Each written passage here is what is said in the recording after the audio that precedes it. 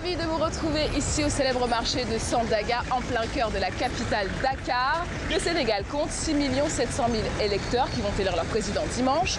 Le président sortant, Macky Sall, brigue un deuxième mandat. Face à lui, 4 autres candidats qui convoitent aussi la magistrature suprême. Alors nous allons vivre ensemble cette dernière ligne droite avant le jour du vote. Il faut savoir que le Sénégal fait figure d'exception démocratique, une exception mise à rude épreuve, c'est ce qu'on entend ici dans les rues de Dakar. Direction l'université Cheikh Anta Diop, l'un des baromètres du coup démocratique sénégalais.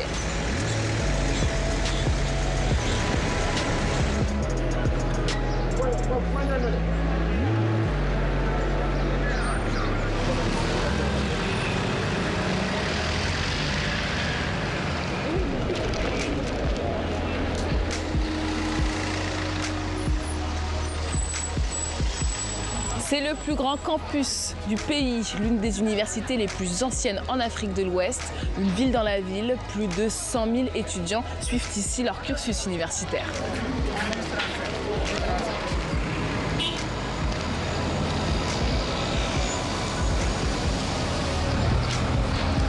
Bonjour Thérèse. Salut Fanta. Ça va? Ça va bien. Salut Moutaga. Salut, merci de m'accueillir ici à l'université Cheikh Anta Diop. Le plaisir est pour nous. Alors ici on est sur une place emblématique. Où est-on exactement? Oui, on est dans le campus social, là où logent principalement tous les étudiants et de différentes facultés, mais on est aussi dans un espace où il y a eu des affrontements entre élèves et étudiants à chaque fois à l'entrée. Donc voilà. Et quel est votre dernier souvenir de lutte ici?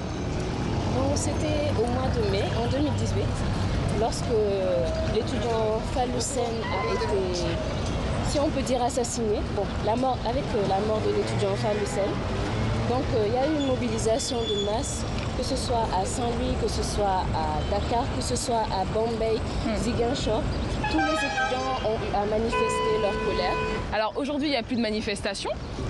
On est dans la campagne électorale. Alors moi, j'ai lu sur les murs de la fac Falat Macky Sall, qui veut dire réélection de Macky Sall, Madi Kenyang 2019. Comment on vit la campagne ici? Oui, bon, à l'université, moi je vois que c'est l'espace par excellence, donc des mouvements tout simplement, des étudiantines qui adhèrent dans les partis. Et toi Thérèse, vous en discutez un peu de la campagne avec tes camarades étudiants? Bon, personnellement, moi je suis apolitique. Pour le moment, je n'ai pas encore intégré l'arène politique en tant que telle. Mais ce que je peux voir, c'est qu'il y a une certaine sympathie que les étudiants ont manifesté à l'égard du candidat Ousmane Sonko. Même si, bon, cette année, je trouve que l'ambiance des élections ne se ressent pas trop cette année. Toi, tu trouves que ça se ressent pas trop? Oui, par rapport à 2012, ouais. Je trouve que l'ambiance est assez calme. Ok. Du coup, là, vous m'emmenez où? Oui, bon, on va vous amener dans notre pavillon, qui est le pavillon A, qui est le plus ancien pavillon de l'université Cheikh Anta Diop. Je vous dis que c'est ici où le président sortant, Macky Sall, a logé lorsqu'il était étudiant. C'est ici aussi que Abdoulaye Wade a été. Donc je pense que c'est un pavillon symbolique et nous allons vous amener dans ma chambre. Ok, super. Du coup, vous êtes à quel étage? 3e étage. 3e étage? D'accord.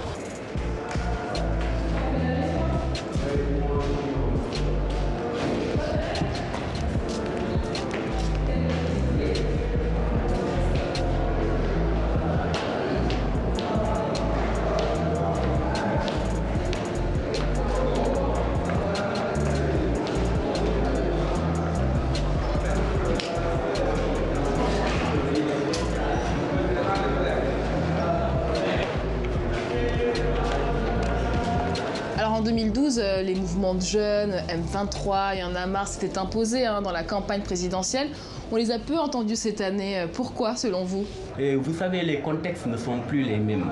Actuellement, il y a beaucoup de patrons de presse qui sont du côté du pouvoir que de l'opposition. Et ça a amené tout simplement un impact majeur sur la popularisation de ces mouvements-là. Et toi, Thérèse, est-ce que tu penses que les jeunes aujourd'hui sont désabusés et c'est pour ça qu'on les entend peu dans cette campagne? Et ce que je peux dire, c'est que le mouvement M23 est né dans un contexte, ou bien a émergé dans un contexte où la revendication se faisait sentir. Parce qu'à l'époque, on avait un président qui voulait un 3e mandat, alors que dans la Constitution, il est écrit qu'un président ne devait faire que 2 mandats. Donc maintenant, il ne s'agit pas d'un président qui veut faire un 3e mandat, mais c'est un président qui est candidature à sa succession pour un 2e mandat. Donc le contexte est différent. Oui, mais excusez-moi, mais Thérèse, là, il y a aussi des contestations, hein, comme par exemple qui a à peu près la même valeur que se présenter comme vouloir un 3e mandat. Il y a eu le parrainage qui était banni par l'opposition et même les jeunes. Voilà, on a nous-mêmes étudiants contesté ça. Nous avons mené la grève, mais par la suite, il y a eu pour ne pas dire une répression totale, il y a eu un coup de force. Alors, il y a eu aussi des épisodes, notamment des manifestations qui ont été interdites dans le centre-ville, même ici dans le campus. Pour vous, c'est un recul de la démocratie? Mais absolument, absolument. Comme je l'ai dit tantôt, il y a eu un recul de la démocratie parce que, vous savez, j'ai tantôt parlé des médias. Actuellement, c'est l'avènement des réseaux sociaux au Sénégal. Parce que les gens n'ont plus là où s'exprimer.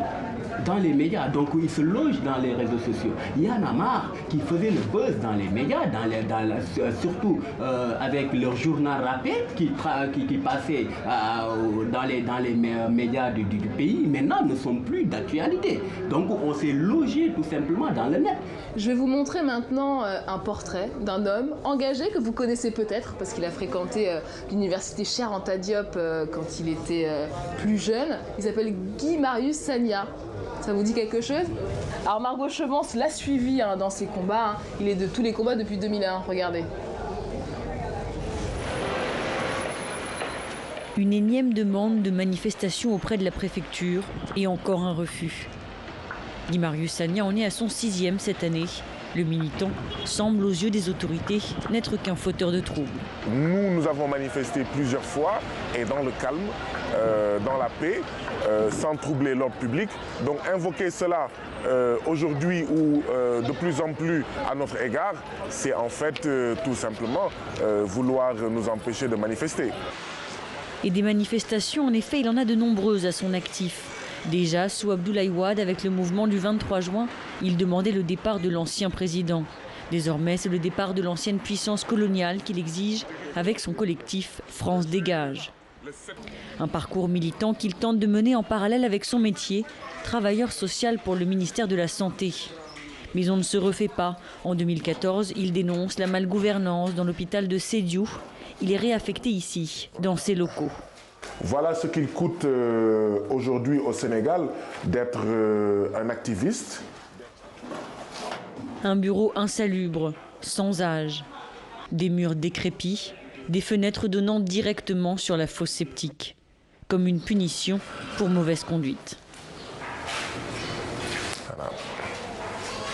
L'idée, c'est de me mettre dans une situation où je ne peux pas alors contaminer mes autres collègues et les amener à se soulever contre la gestion antidémocratique du secteur de la santé et de l'action sociale. C'est pour me mettre à l'écart, pour me mettre hors d'état de nuire. Ces lettres de protestation envoyées au ministère sont restées sans réponse. Il tiendra 2 ans ici, avant de jeter l'éponge. Mais Guy Marius Sagna n'a plus de temps à perdre. Son activité militante l'occupe à temps plein. Oui, le problème d'accaparement des terres. J'en ai entendu parler. Bargny, oui. Direction Grand Yoff. C'est là-bas désormais que le collectif de Guy Marius Sagna tient ses réunions hebdomadaires. Nous avons été effectivement expulsés de notre premier siège au centre de BOP. Le conseil d'administration de ce centre a eu des pressions des autorités de ce pays. En attendant, une autre association les héberge, proche du candidat anti-système Ousmane Sonko. Salam alaikum. Au mur, les portraits d'anciens leaders d'extrême gauche. Entre eux, les membres s'appellent camarades. C'est compliqué d'être activiste au Sénégal parce qu'il y a les conditions qui sont dures et pourtant ça ne devait pas être le cas. Parce qu'on parle des choses qui n'arrangent pas l'État, on parle des choses qui n'arrangent pas le gouvernement. La réunion du jour porte sur l'implantation des grandes surfaces françaises. Le collectif mène depuis plusieurs mois une campagne très agressive sur le sujet. Ça sera Tchitché Boudjenboum.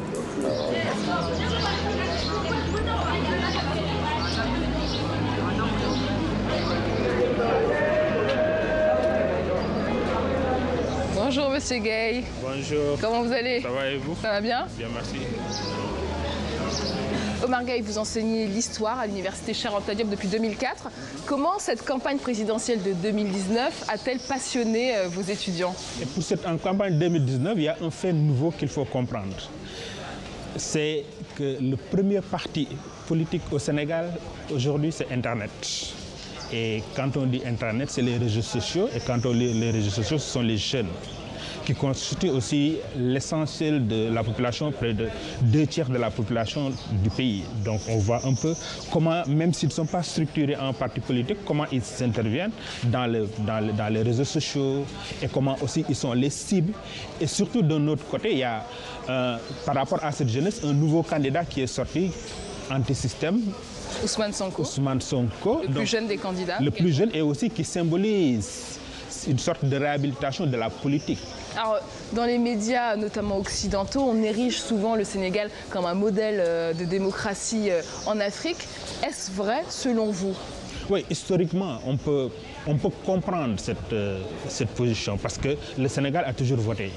Depuis au moins le 19e siècle, donc du fait de l'ancienneté de la présence française dans ce pays, et aussi du fait que la vie politique a été très précoce.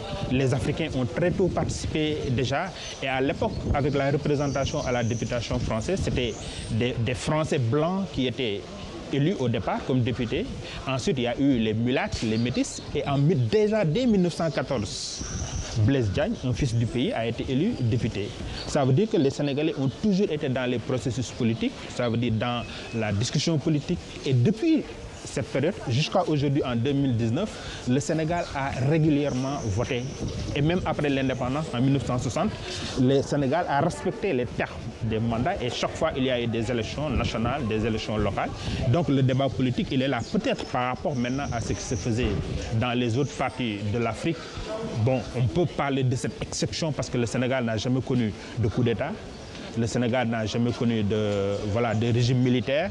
Bon, maintenant, consiste à savoir, la question consiste à savoir jusqu'à quand est-ce qu'on pourra maintenir cet équilibre. Alors nous, on a souvent entendu dans la rue, les Sénégalais en ont parlé, de dire que cette campagne présidentielle de 2019 a mis à rude épreuve la démocratie. Estimez-vous que c'est le cas? Oui, en définitive, tout ce qui se passe aujourd'hui n'est pas nouveau. Les histoires de violence, ça a toujours existé dans les campagnes. Les histoires de mort pendant et déjà dans ces périodes de braise dont j'ai parlé tout à l'heure, pendant la période électorale, lors des compétitions entre la SFIO et le BDS, c'était des conflits sanglants. Et je parlais des événements de Khombol, de Mbos, de Bignona, un peu partout. Et comme à Tambacounda aujourd'hui, c'est le même scénario, avec des attaques de convois, des affrontements à l'arme blanche et avec mort d'homme. À ce niveau, rien de nouveau. Merci beaucoup, Omar Gueye.